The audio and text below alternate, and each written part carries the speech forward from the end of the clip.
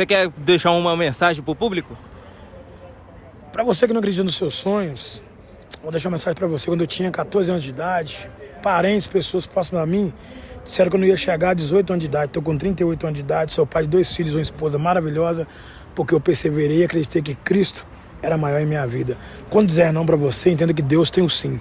O não do ser humano não chega nem perto do sim de Deus. Então não desista dos seus sonhos, não escuta o que as pessoas falam de mal pra você. Entenda que Deus é Deus na sua vida. E pronto, fechou.